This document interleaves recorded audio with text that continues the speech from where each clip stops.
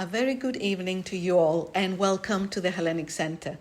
I am Naya Yakoumaki, the director of the Hellenic Center, and it's a true pleasure to welcome you all tonight.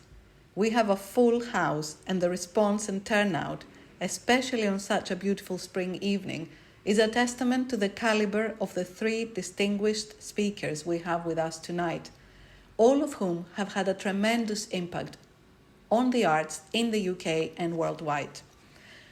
Artist Antony Gormley, collector and philanthropist Dimitris Daskalopoulos, and art critic and curator Iwona Blazwick, who also conceived ECO, a new series of talks here at the Hellenic Center. ECO focuses on the theme of contemporary artists and the ancient world. It is a captivating exploration of how leading contemporary artists engage with the enduring legacy of antiquity, its myths, material beauty, rituals, and its lasting but often complicated ideas and conflicts.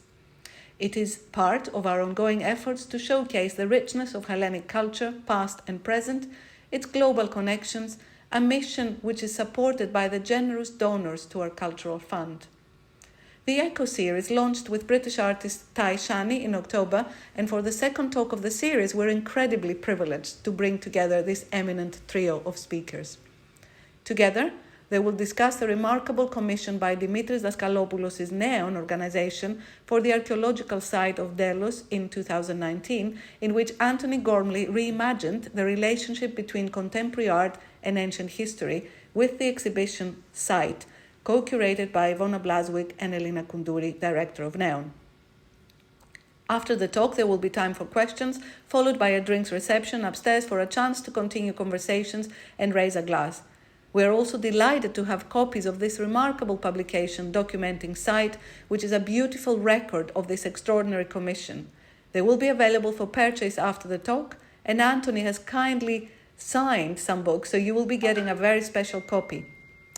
I would like to thank White Cube and Tadeusz Ropak Galleries for partnering with us on this very important event and for supporting tonight's reception. And also thanks to Neon Organization and its director Elina Koundouri for their generosity. Now, though I am sure our three speakers need no introduction to many of you, I will just say a few words about each one of them. Dimitris Daskalopoulos is a collector of contemporary art. The Daskalopoulos collection, founded in 1994, is an extensive yet focused collection of contemporary art comprised of works by leading international and Greek artists, tracing the key aesthetic developments of the last 40 years. Thematic exhibitions of the collection have been presented at the Whitechapel Gallery, the Guggenheim Museum in Bilbao, and the Scottish National Galleries of Modern Art in Edinburgh. In 2002, a major body of 350 important contemporary artworks were donated by the Daskalopoulos collection to four museums: EMS, the National Museum of Contemporary Art in Athens, Tate, and jointly to Guggenheim and MCA Chicago. Dimitris has held leadership roles on numerous boards and councils, including for the Solomon R. Guggenheim Foundation, the Museum of Contemporary Art Chicago, Tate, and the New Museum, and is a founding partner of Whitechapel Gallery's Future Fund.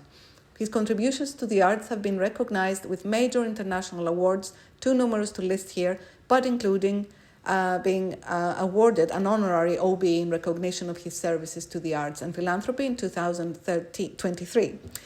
Antony Gormley is widely acclaimed for his sculptures, installations, and public artworks that investigate the relationship of the human body to space. His work has developed the potential that sculpture first introduced in the 1960s through a critical engagement with both his own body and those of others in a way that confronts fundamental questions of where human beings stand in relation to nature and the cosmos. Antony continually tries to identify the space of art as a place of becoming in which new behaviors, thoughts, and feelings can arise. His work has been widely exhibited throughout the UK and internationally, and among his many accolades, Antony was awarded the Turner Prize in 1994, became a Royal Academician in 2003, and was made a Knight in the 2014 New Year's Honours. Moderating the discussion is Iwona Blazwick, a distinguished British art critic, curator, and lecturer. She is currently curator of the Royal Commission for Alula's Public Art Expert Panel and was director of the Whitechapel Gallery from 2001 till 2022, where she spearheaded a major expansion of the organization's building and program. Like Dimitris and Antony, Iwona's experience and achievements are too numerous to list here tonight. In 2008, she was awarded an OBE for services to art. Just a very good quick housekeeping before we start. If you do hear a fire alarm, please do make your way through the exit to your right or through the front doors where you entered this evening. But last but not least, I would like to thank, a very warm thanks go to you, Antony and Dimitris, for accepting our invitation to speak tonight, and to you, Iwona, for masterminding Echo and moderating tonight's conversation.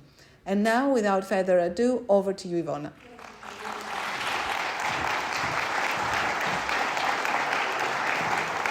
Thank you, Naya, and thank you all for joining us tonight. We promise you a great island adventure. It was in 2018 when I met up with Dimitris, 15, when I met up with Dimitris and Alina Konturi, who's director of Neon, and they outlined an audacious idea. The idea was to take what was once a cultural and economic powerhouse of ancient Greece on an island believed to be the birthplace of Apollo and Artemis, and to invite an artist to stage an encounter between its geological and archaeological marvels and a contemporary work of art. Only Neon could have dreamt up something so daring, so visionary, and so potentially controversial. So I wanted to start with you, Dimitris. Can you tell us, you founded Neon in 2013. What was the concept and vision for Neon? I like to say that Neon, from my point of view at that time, was a sort of a political act, because 2010, 11, 12 were the years that... Can you hear? Oh, you're not on. I am. You're on? Yes. He's on. He's on. So, as all most of us know very well here, in 2010, Greek finances went into bankruptcy in the big story in Europe about mismanagement of government. And I was chairman of the Federation of Greek Business, involved at the time both at pushing our governments to do what was necessary to shape up the country, but also defending the country against some Europeans who were quite aggressive against Greece. And I realized that our problem, our crisis, was not an economic one, it was a cultural one. It was due to the way that society had learned to live in the 30 years before that, to demand, to expect, to delay, not to work. And I said, what can I do about this? So, for me, contemporary art had been an inspiration. It shaped my life, my way of thinking. It made me more curious, more innovative, open-minded. And I thought, I would try to give the opportunity to the Greek public to be exposed to the challenges and content and questions that contemporary art puts. It can inspire both personal and I'm missing the word anyway. Collective? Yes, thank you. Connected that. So we started Neon with the sole goal of exposing the Greek public to contemporary art. And the one thing we decided right away is to do that more effectively. We are not going to have space, and this will not be about exposing the Daskalopoulos collection. I say that because this is a default mode for a lot of collectors, and it's a good cause. But so what we did was we opened up our minds and said our space is the city, it's the country. We decided to go find places, public, private spaces that were not on the map of the art world, in order to make the public more interested, to go to new places instead of going to a white cube or a traditional museum, and also to allow artists to get more inspired by a new locale for art. I think we've been very successful. We're 13 years now and have been doing this. We've done 40 exhibitions with 150 different artists. We commissioned a lot of works. We renovated quite a few places in Greece, and we, through our activity, we developed, I think we'll talk about that, the confidence of authorities in Greece to allow us to be bold and creative. We see here an aerial view of Delos. Can you tell us, what was it about the island that inspired you to bring art here? And we see here a kind of general view of where it is in the Greek islands, then its proximity to Mykonos, and then there's a kind of overview of the island itself. So what was it about Delos that made you think this place needs art? Here I will be an arrogant Greek. I keep saying to everybody in the world that the only island really worth going to is the Cyclades in Greece, out of the whole planet. I hope no one's walking out at this moment in protest. I hope no one's walking out at this moment in protest. No, they can compare it with any tropical islands in the whole world. But anyway, it's a magical environment. The weather, the light, the temperatures throughout the year, the change of... and it's not by chance that the ancients chose that island right in the middle of that circle of islands to create this hub of economic and religious activity.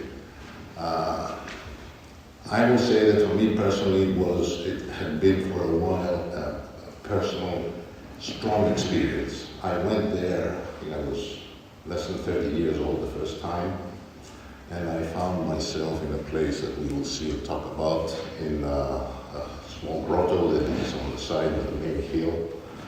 And there's a stone in the middle of it. There's just four huge stones just placed like that on the side of the mountain. And it's open in front and open behind. And you standing there on, there's a stone on the bottom. And I really felt the whole universe go through me, the energy of the universe through me, back out, and it has a view to the west, which at sundown is absolutely breathtaking. And since then, I made it a personal point to go. I used to have a summer house on Mykonos, and I would go every September because before going back to real work of the fall, to gather energy for the rest of the year. And I did that for 25 years. So Delos was right in my heart. That's my personal reason for choosing that. What was it about Antony's work that made him the right candidate? Well, it is obvious when you see what happened here. I think someone has interpreted and populated open spaces in fantastic ways over time, but also, and I think I'm stealing that from him, it's that it's a barren island, it's ruins, and nobody's allowed to live there or go there, except maybe some smart Greek farmers that take their sheep to graze there.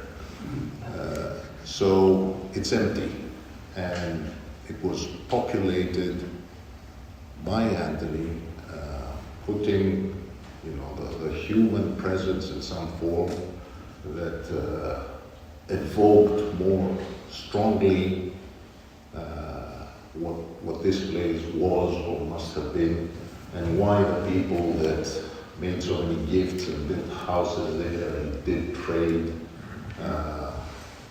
how they must have felt in this very remote place. It's still remote. We see here a series of body forms in silhouette and a map of their locations across an area which is roughly 4 square kilometres. Antony, what was your first impression of Delos? I was very moved about... can you hear me? It's failed again. Can I borrow yours? You can have yours back. Thank you very much. I'm very aware that this is very delicate and it makes rustles. But anyway, it's just such a pleasure to be here. Delos is a very powerful place, and it's extraordinary to me that this small island, as Iwona says, it's less than 4 square kilometers. It has no natural water. It has no trees. And yet, the minute you arrive, you feel this energy. And I know this sounds mythic, but it's interesting to me that 1,000 years before they decided to declare that this was the birthplace of Artemis and Apollo, it had already been a cultic center. And I mean, I just have to pay respects to the imaginative proposition, really, that Dimitris allowed, which is to say that culture is a continuum. We may have been brought up to feel that culture or art is continual revolution. But I think that that's a mistake. If art has any real intrinsic value, it is in its relationship to life, and the fact that we have continually used art as a way of asking the questions: who are we? Where do we come from? Where are we going? And in a way, that core function of art has maybe been, well, lost in its self-liberation, you can say, from the power principles of theocratic systems or kings. On one level, in the 20th century, was the story of art liberating itself from the power of patronage. The incredible, I mean, I am humbled by, in a way, this invitation to go to, as Dimitris says, a deserted island that was rinsed of its dead, and nobody could be buried there because of this fear about possession. Here was an island that was devoted in a way to the sky, that had been relatively untouched since the time of Mithridates, so in the first millennium AD. And to make this link, can we, in this context, as Iwona will talk about, of geology and archaeology, in other words, telluric time and history, and then human time and history, can we put a series of objects that will reanimate this place of evident, for me anyway, power? And I can't describe it to you. I'd never been there. Iwona and Elena were kind enough to ask me to go. It was spring. There were flowers everywhere. There was that sense of I mean, it was like Prospero's Island here, coming to this place where, yes, we had these unbelievable ruins of the Naxian temple, this vast temple to Apollo, but everywhere was covered in yellow spring flowers. And I'm going to stop there. Sorry, I could go on. Because for those of you who've not been there, we have a very short film to show you, which gives you a sense of this, the wind, the rock, and this incredible terrain.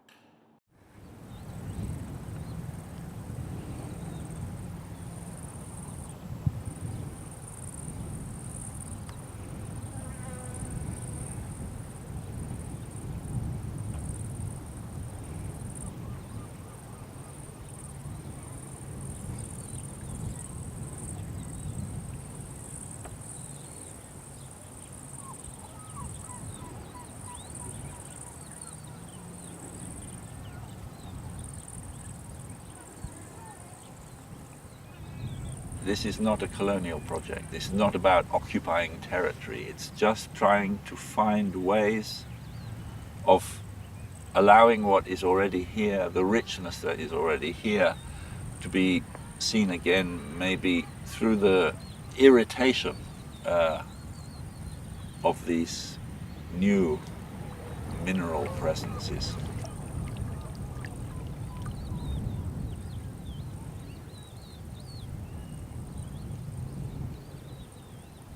I started with this idea, can we have outlookers? Can we have these sentinels that actually in the light like this you read as silhouettes, as almost black holes in human form that indicate a human presence in space, but in some senses identify a subjective, particular body in time that could also be anybody.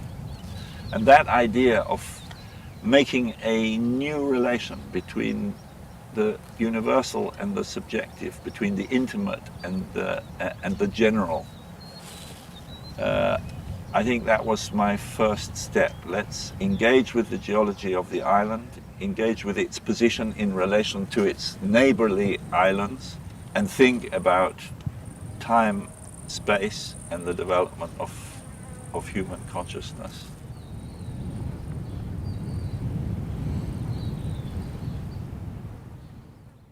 We'll go home now.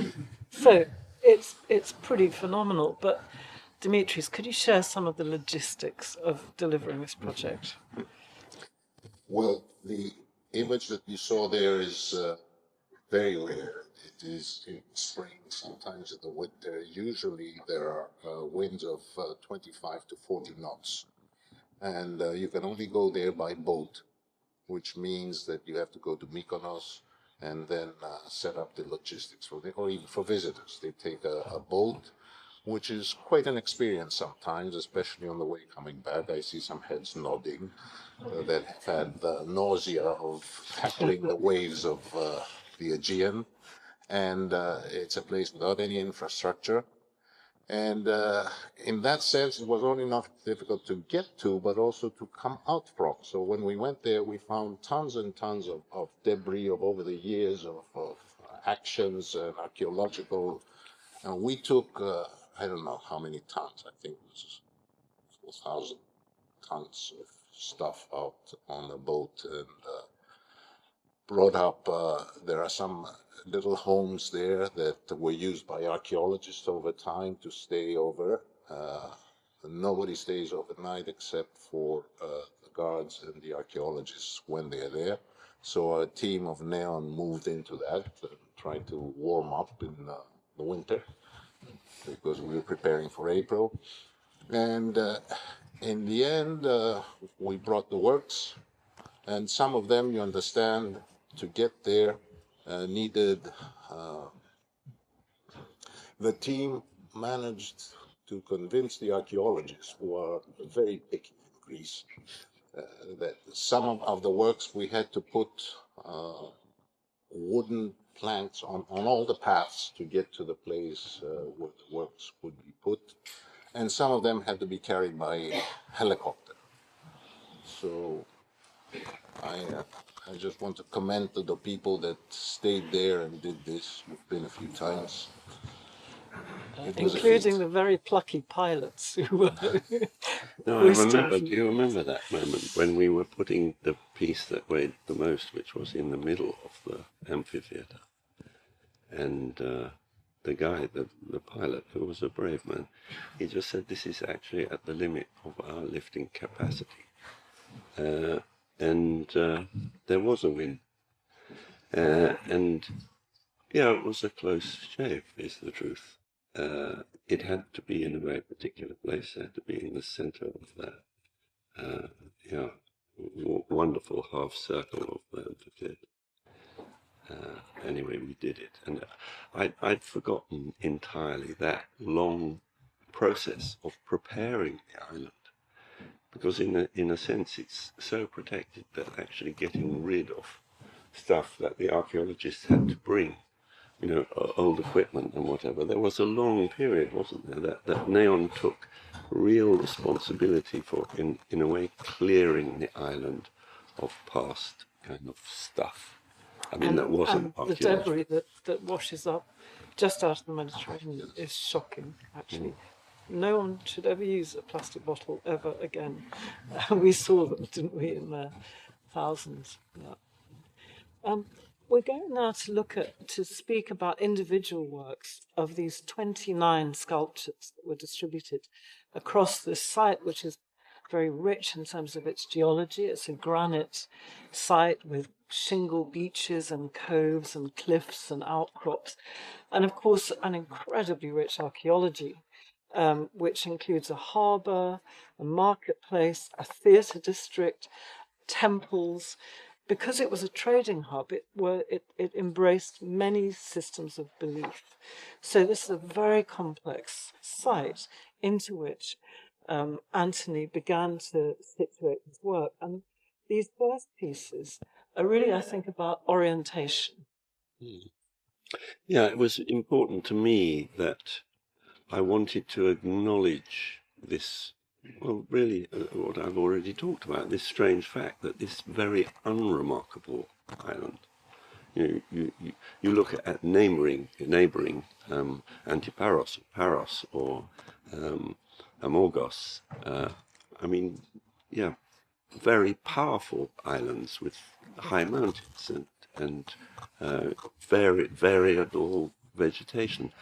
How come this island became in a way the epicenter, the center of the energy? And I wanted to acknowledge, in a way, they're called the Cyclades, the circle of islands that surround Delos, and it was important to me to acknowledge the ocean, to say this ocean is a connective principle. It is, in a sense, the thing that makes Greece work, the thing that maybe in Britain, floating off the Eurasian continent, we feel separated from as it were, Eurasia. But in the Aegean, in a way, the sea, thalassa, is the medium of connection. So it was very important, that thing of looking out. So then it was a matter of finding places where the looking out was meaningful. So I always use the word of, or the idea of acupuncture. Can we use these inert, silent bits of concentrated earth mineral and place them in such a way that they act as activators, even though they are by nature inert? Can they activate the site? And it isn't just a site, because it's a dialogue. It's an attempt to make the place somehow more apparent, more alive. And yeah, I mean, these wonderful.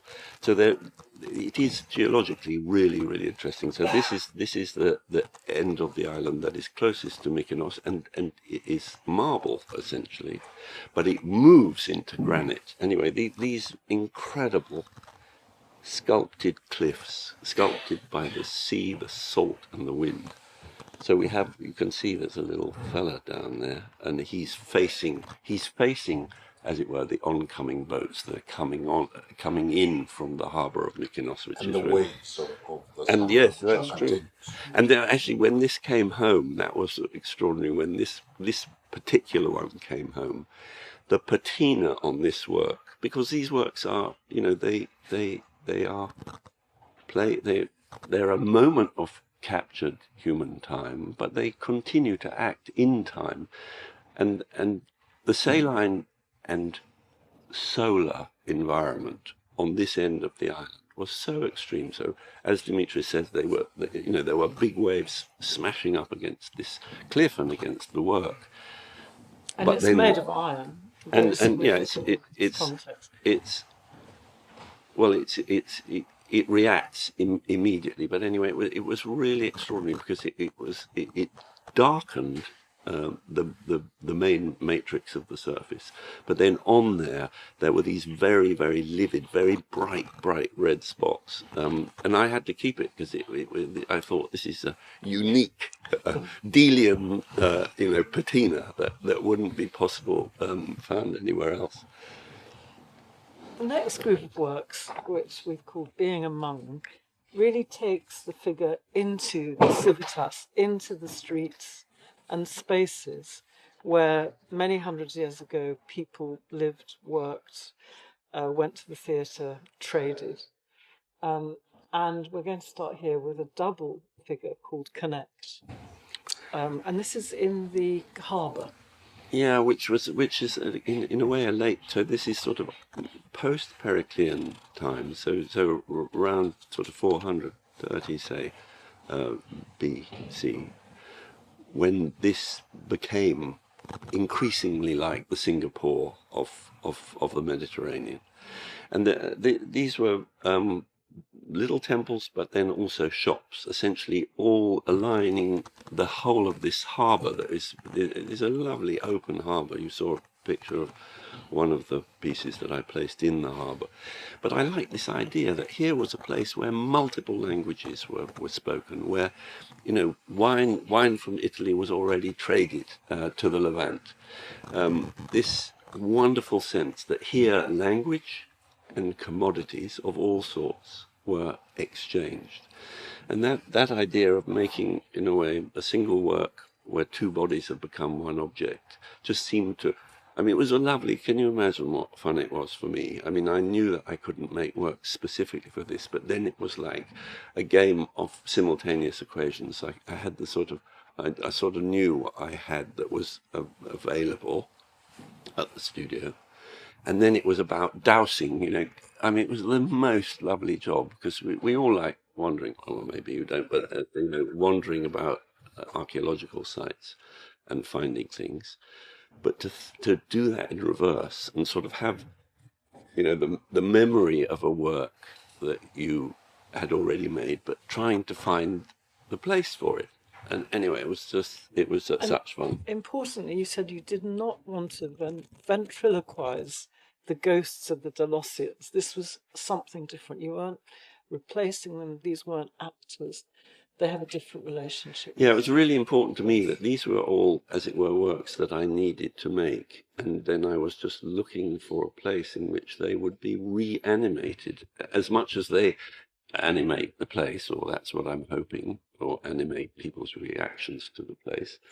I wanted the place to animate the work, so it was really exciting. It was really, for me, sight or context and content are inextricably part of each other.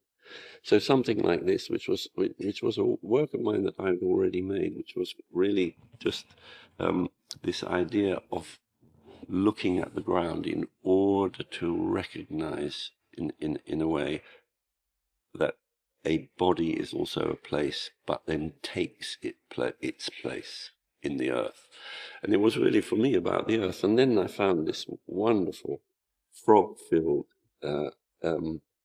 system, because there is no living water. So the whole of Delos has to rely on the sky, has to rely on rain. Anyway, this was a magical thing, just finding a place where this could stand and look down into this deep, dark green, frog-filled water. The sighting became another, in a way, extension of making matter mean something. Here was trying to make this site, it wasn't just any old site, a very particular site, somehow kind of with connection, make a real connection. The next body, series of works, we call Being at One, and here we really move, I think, into the purely phenomenological, material qualities of a sculptural intervention in space with the materiality of this site and its previous functions. And what is also marvellous about them is, I think you were saying this, Dimitris, the humour. You know, this is just such a beautiful piece of a figure doing a headstand. Well, we're looking at it from the top, so it could be doing a shoulder press, but actually it's just hanging out, looking, leaning up against the wall.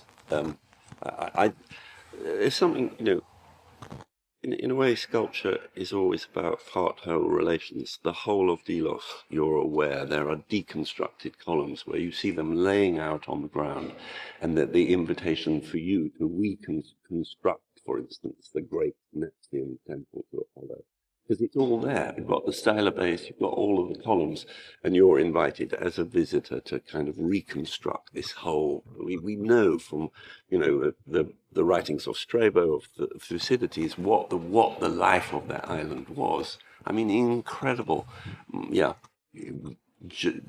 generative place of. Anyway, so. Yeah, I wanted to say something about part. Well, here is a single body made up of jumbled bits, you might say, that is nevertheless in a position that we recognise. This space, Dimitris, could you tell us about where we are here and what would have happened in this space? That is the theatre area of the big amphitheater. So what can we imagine here? Just a simple gesture of a figure with a lot of movement. I think it speaks volumes about the emotions created in that space by performances, tragedy, dance. And Antony, you've worked with choreographers like Akron Khan and Sidi Labi. This figure feels so balletic. It's like a whole exquisite, someone on one leg almost balancing. I mean, did you want this association with performance in the place? I really love this. Iwona keeps reinterpreting which way around these works are.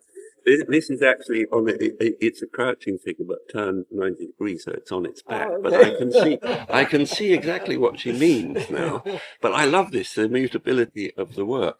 The incredible thing for me about Greek theatre is that it was outside. That here was life recreated. If we think about Euripides or the way that we are recreating human relations, but in this epic kind of, where the gods are human and the humans have the potential to become gods, but doing it under the dome of the sky. I mean, this is theatre, as it were, as a concentration of, Greek theatres were extraordinary sculptural concentrators, and yeah, for me, to root that sense of energy with these, endless tiers of stone seats that give you this idea of the collective attention given to this reconstruction of human emotion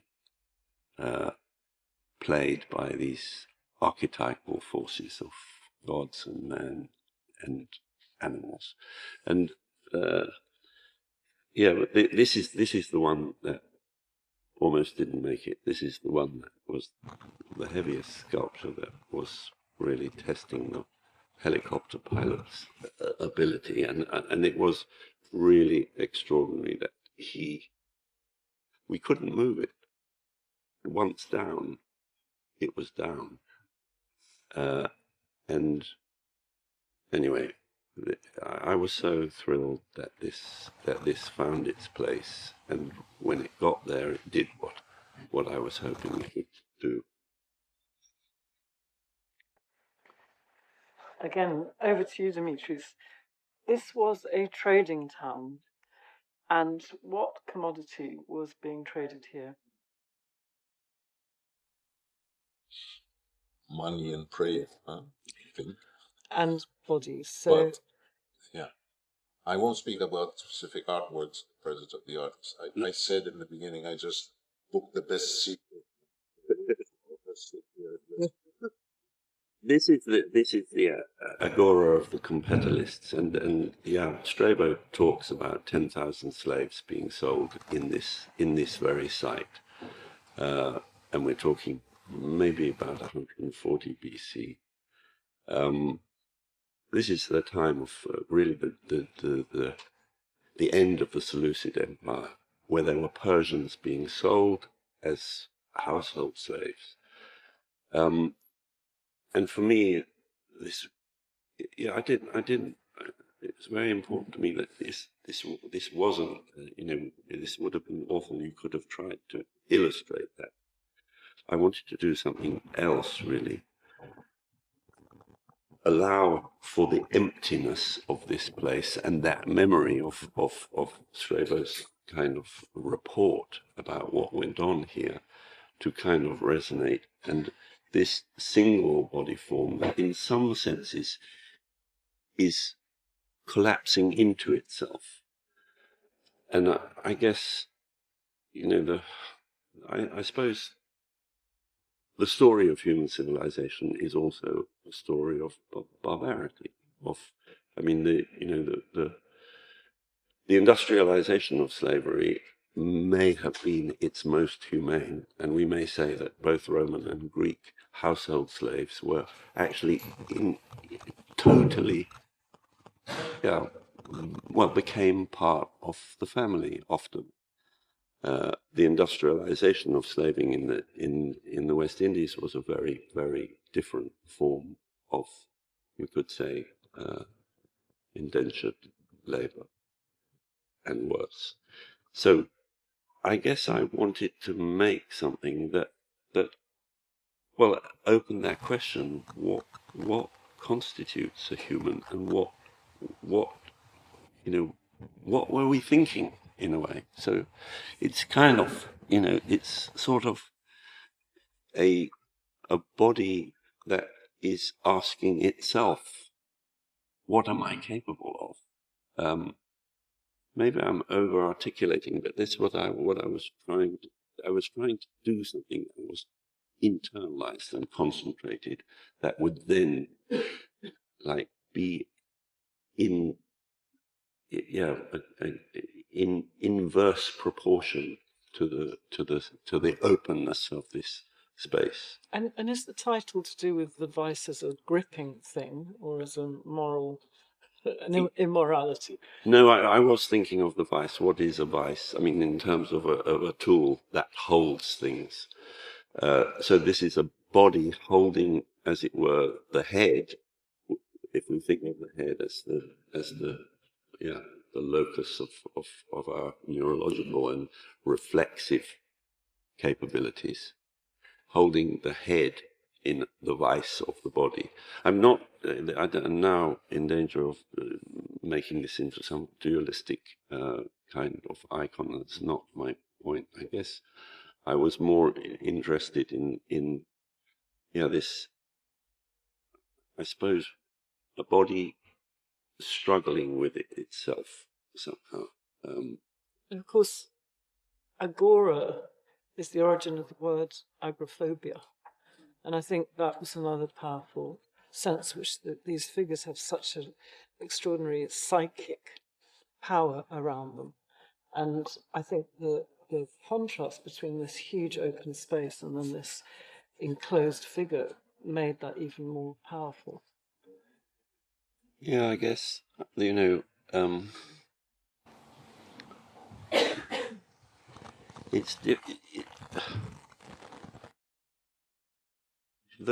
it's never obvious how things will come together, and how can you make a place somehow an amplifier of a feeling.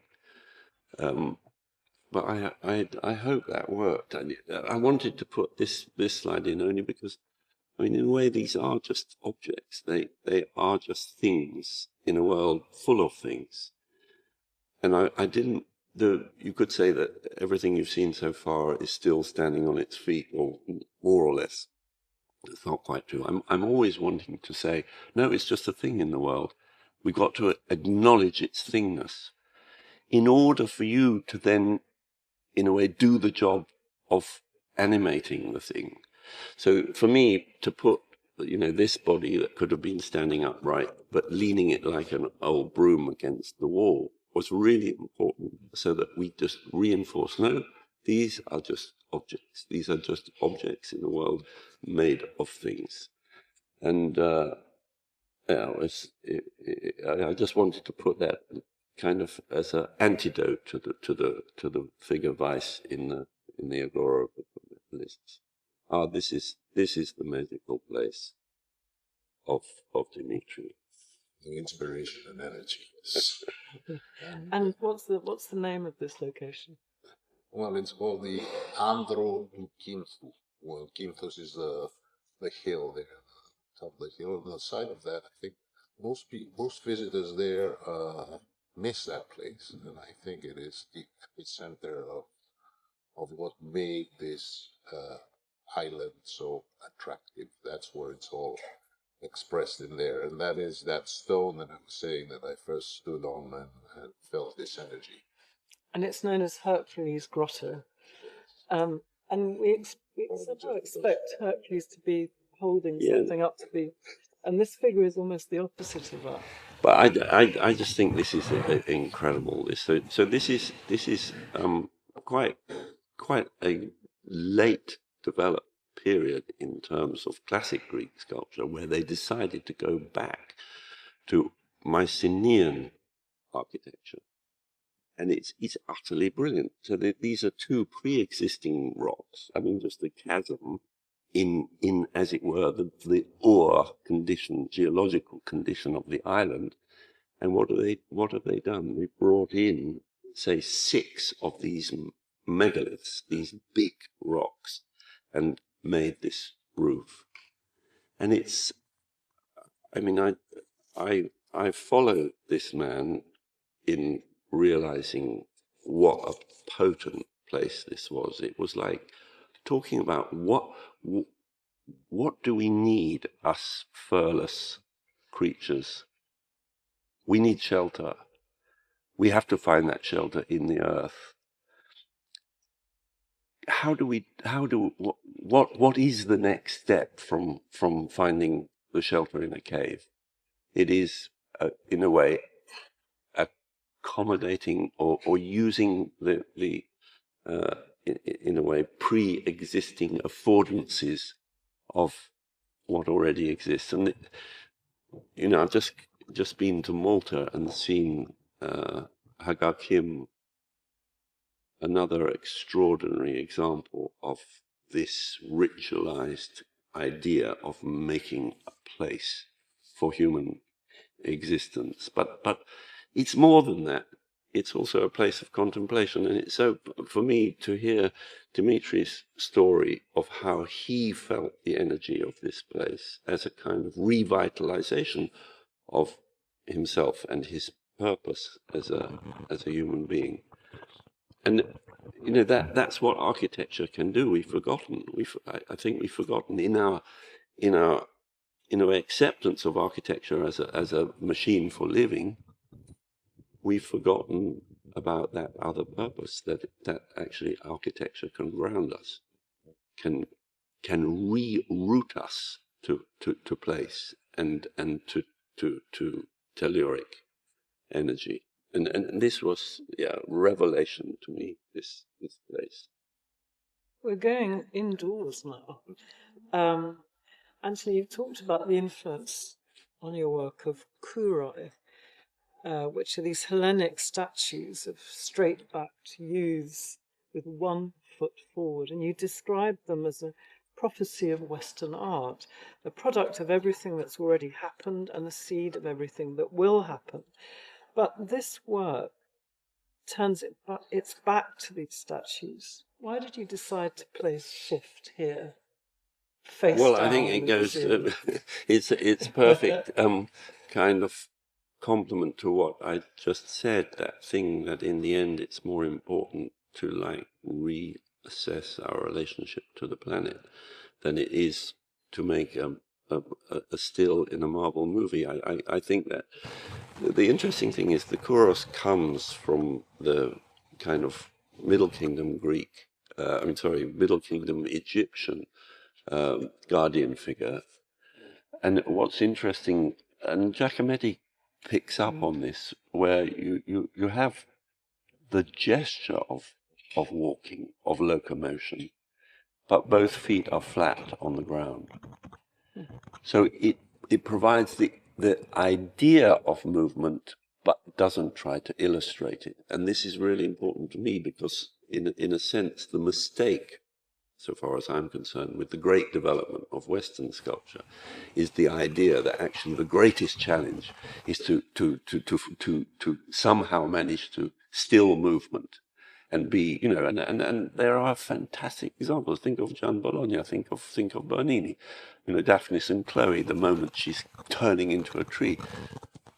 But this is a fundamental denial of the intrinsic qualities of sculpture, which is its stillness and its silence.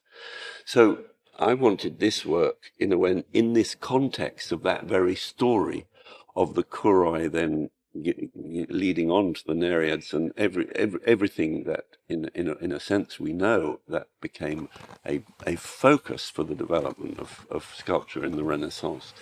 I just wanted to just say, no, hang on, chaps. Let's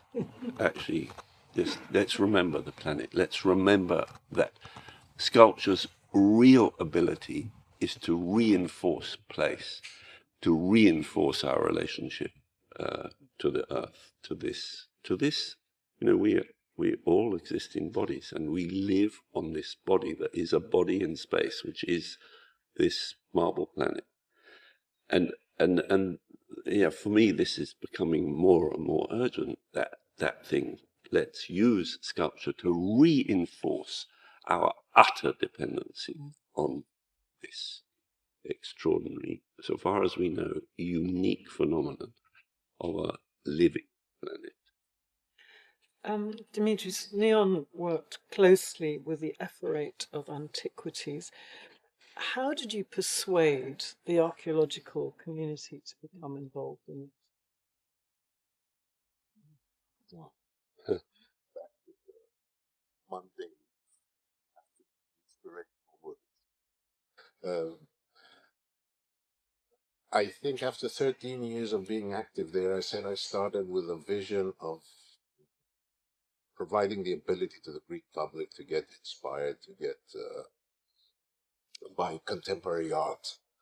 The most successful side effect of this activity was that I think I would be bold enough to say that we inspired into bureaucracy and into the worst kind of bureaucracy in Greece, which is the archaeological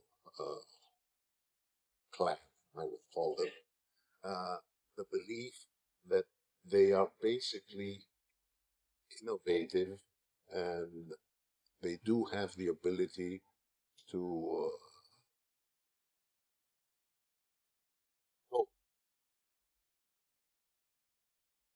I Sorry.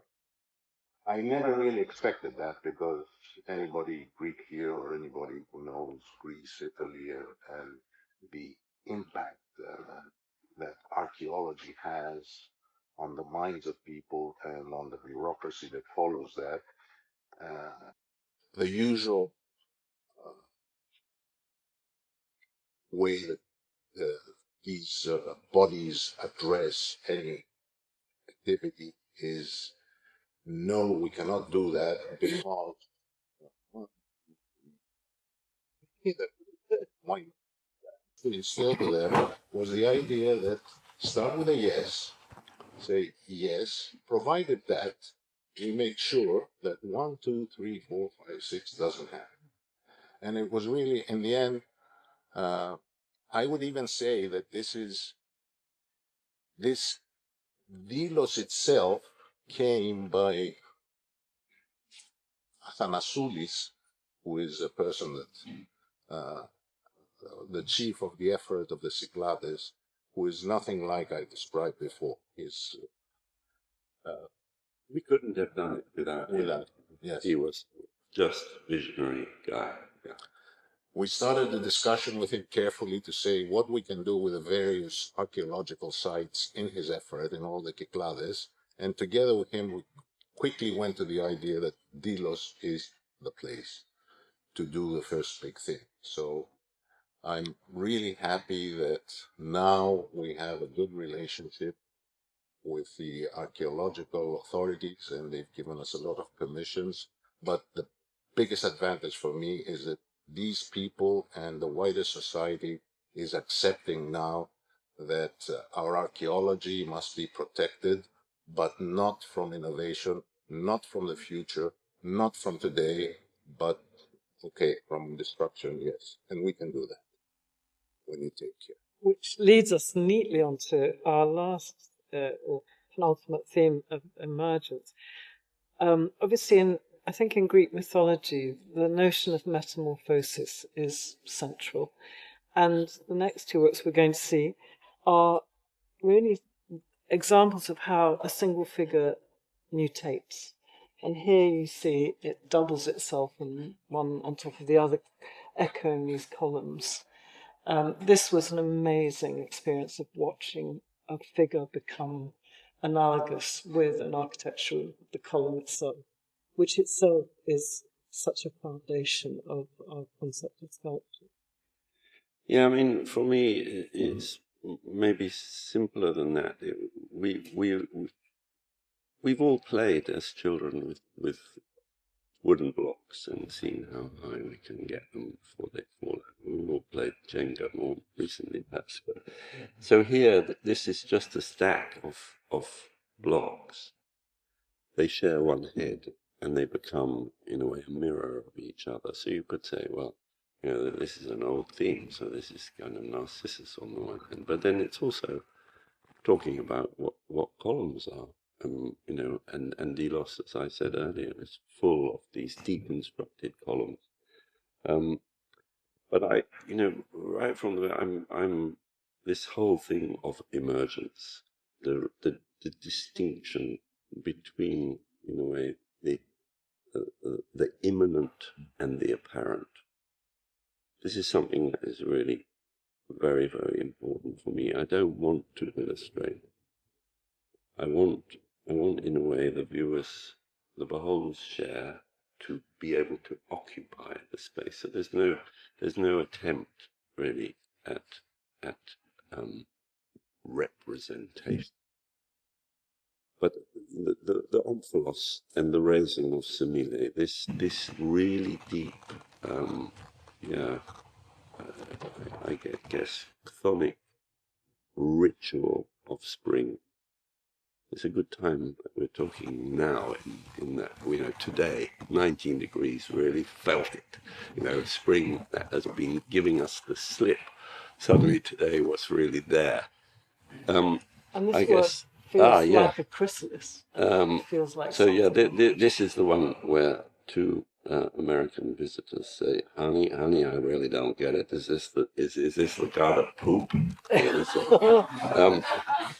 But yeah, this I mean, it was, in a way, this is the cheekiest because, yes, I didn't want to ever use a temple, as it were. This was a pavilion in the gymnasium, and I guess this this was me thinking really about I guess how do I materialize my own purpose, which is to say, you know, the history of the body in sculpture has always been, as it were, from the outside, or often using it as a protagonist. And I wanted to make a work that says, no, I am interested in a way in starting from the inside. So these are all of these objects, in a way, start from the experience of being within the body. And this was an important work for me that kind of carried that. It's called Bearing. And I'm really pleased that a version of this will go in the entrance of the Crick building that is devoted to unlocking really the mysteries of you could say genetic inheritance. We've come almost to the end of our journey, and we're going to finish with this exquisite work called Signal.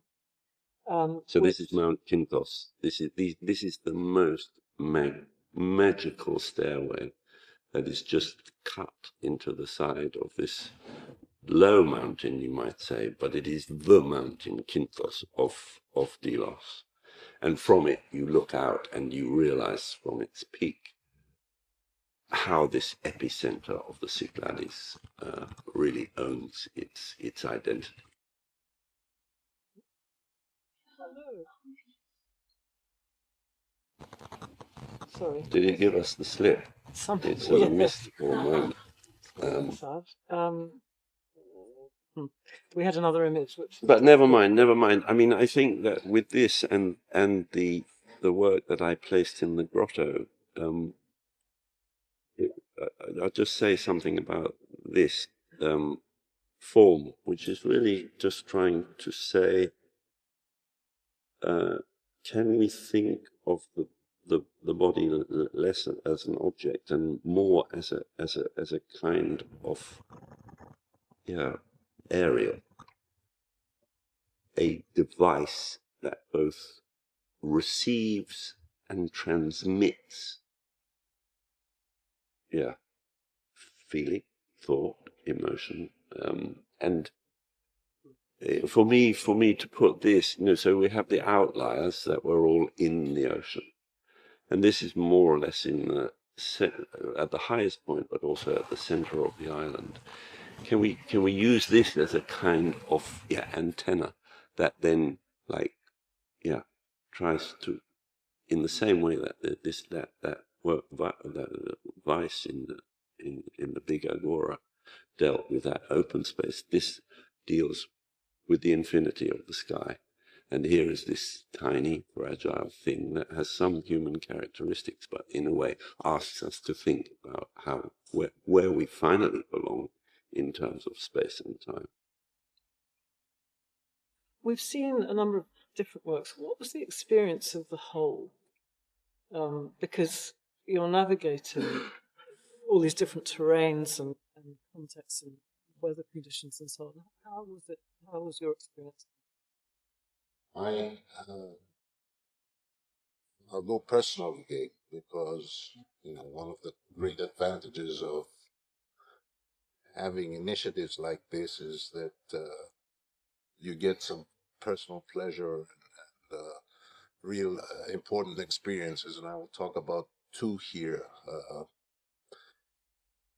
One is that I had the privilege to have occasions like this with Antony Gormley walking around the island and listening to his thinking, and I think he totally realized the first question you made to me, why Antony Gormley?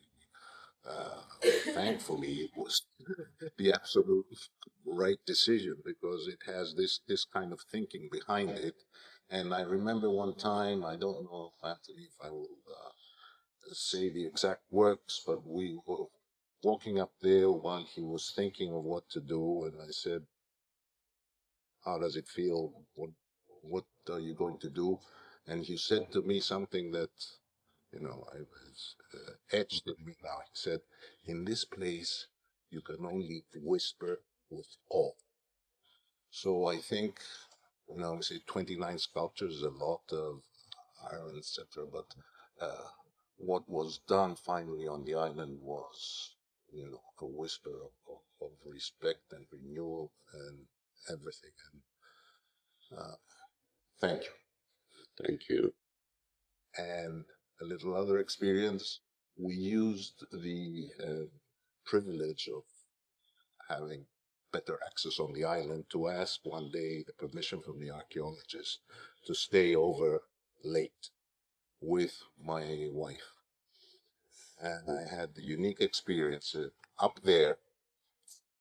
That side is west, and you see the sundown with a series of islands that are visible there and the water between them. And then that night, we turned around, and on the east, on that side, we saw a full moon rising on Delos. That was the best experience I've had. Just the two of us. How magical and poetic and romantic. Is there anybody here who can speak, who was there and who might say something about the experience that they had there? Yes, I did go. There's a microphone.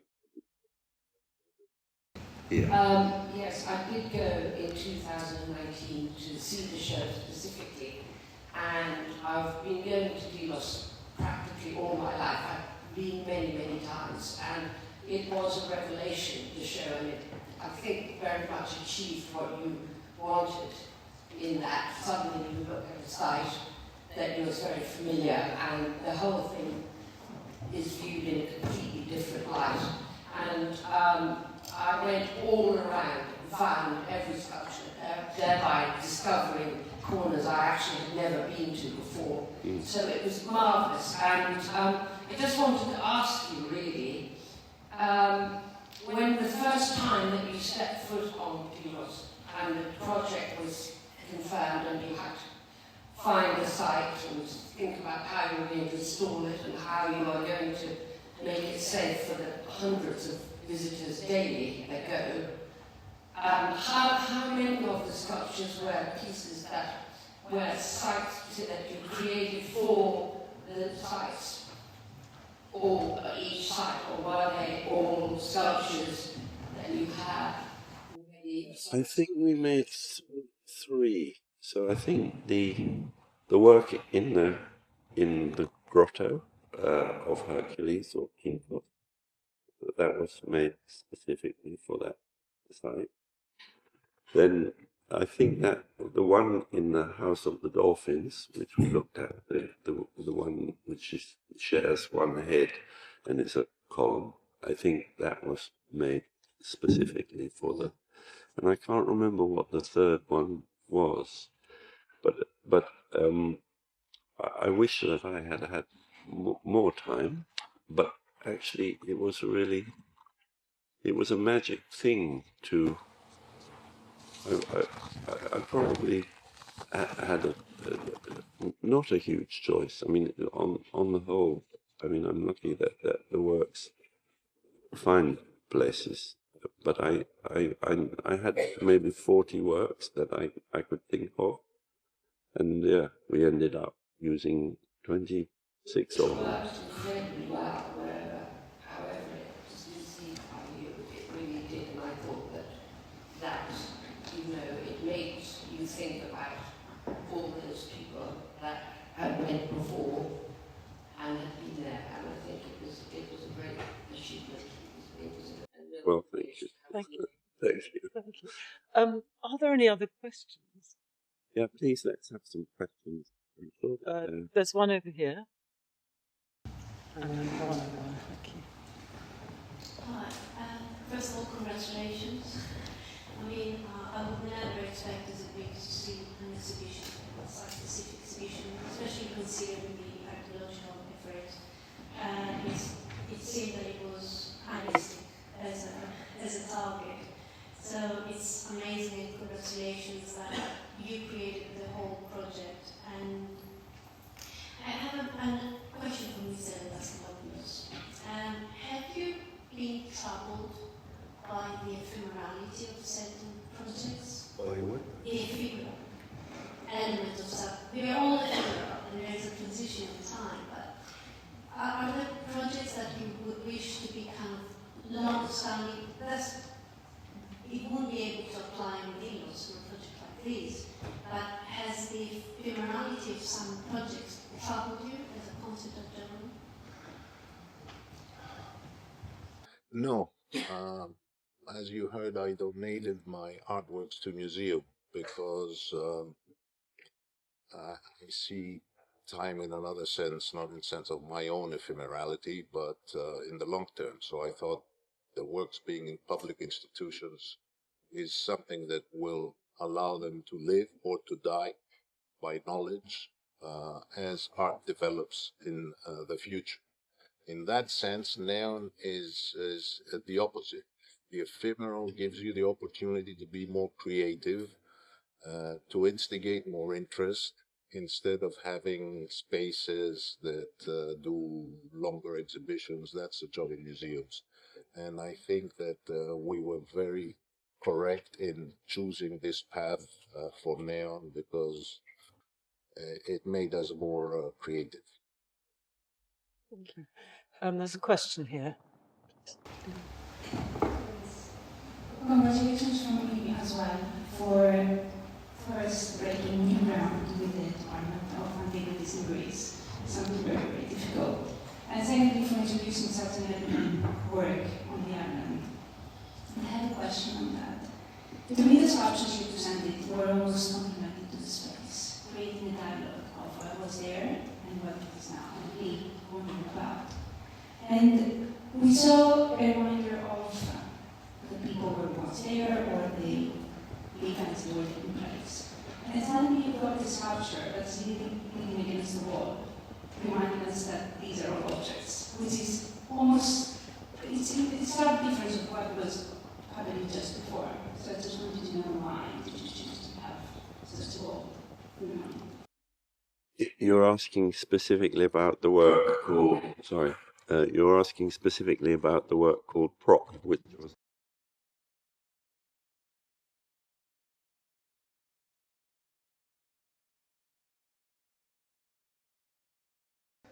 this was really important to me that, well, I tried to explain that the objectness, the thingness of these, you could say, recent immigrants or things from another place, from another material that were, as it were, imposed.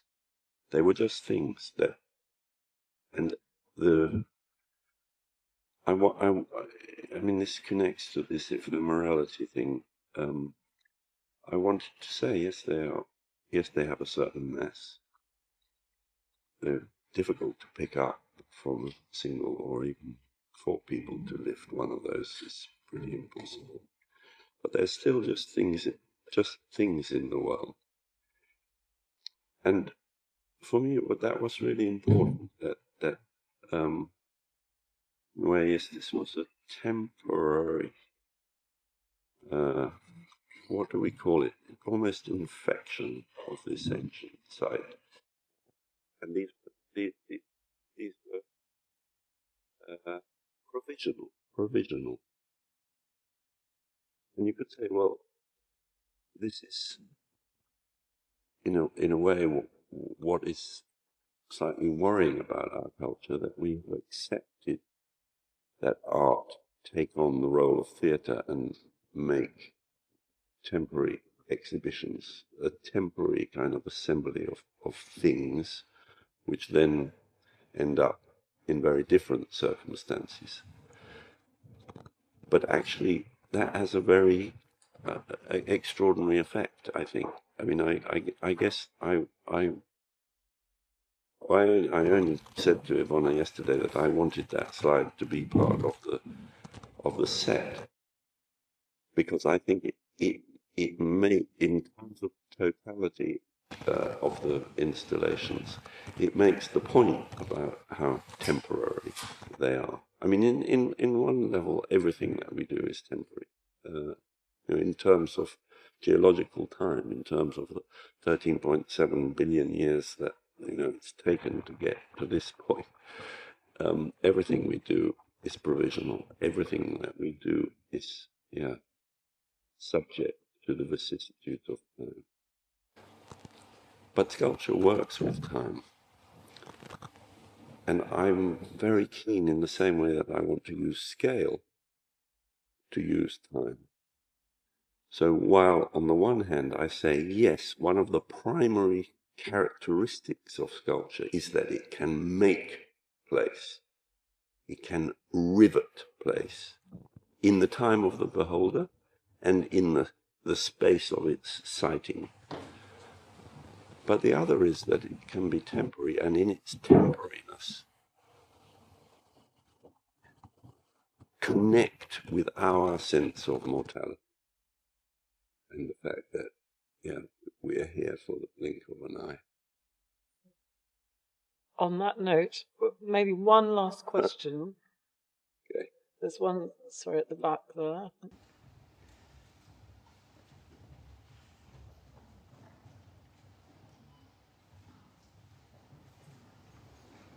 Hi, Antony. Thank you so much for this really beautiful overview of the site responsiveness of your works. It was really beautiful to hear how your works acquire meaning in responsive site, and so the materiality as the weather is so interactive with them. I was wondering how this experience at Delos might have changed your work, or thinking about citing your work. What was the most powerful takeaway from this project for you? It's interesting. It is to do with both matter and time. On one level, these works are all iron, a concentrated earth material. But on another, they have to come from this time. They have to come from the products of the Industrial Revolution. And to bring these things that are literally using you could say the methods and the materials of modernity, or the engine of modernity, and putting them in this location, classic location of antiquity. This was a real, I think, takeaway for me, that actually the iron spoke against the marble, against the granite. And I think, that wish that I have to act in time. So time, you could say, as much of space as space, is what I want to activate by the work. But to link, I would say that all of the work comes from, as it were, a living, conscious moment of human time that has been taken out of time in the early works by molding, me in plaster. The most recent works by a kind of scanning, digital scanning. So this is intimate, subjective time, but then in this transformation, turning that moment of lived, intimate time into a mineral concentration that can exist. I would say that the average life of these works, it will be in centuries, if not millennia, that they then, yes, talk about sidereal time, talk about planetary time. And this is another one of the, for me, the reinforcements of this naked island that has, as it were, already embedded in it the relationship of with Dimitris' wonderful grotto, but also with these, well, the competition about who, are the Naxians or the Parians or who in the Delian League can make the grandest temple to Apollo. In that context, to somehow ask again, what can sculpture do, and how can it help us reorientate ourselves? I mean, I said that to Dimitri a few moments ago. This was utterly unique in your life, to be given that opportunity of a test ground for what can sculpture do, but in the context of such 1,000 years of architectural and sculptural production, from the marvelous lions to these amazing, the Naxians made the largest image of Apollo on the island, and it's there as a broken torso.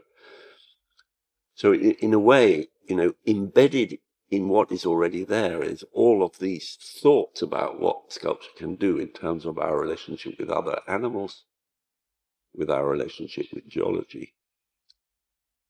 And for me, it was a privilege and a lesson and an inspiration.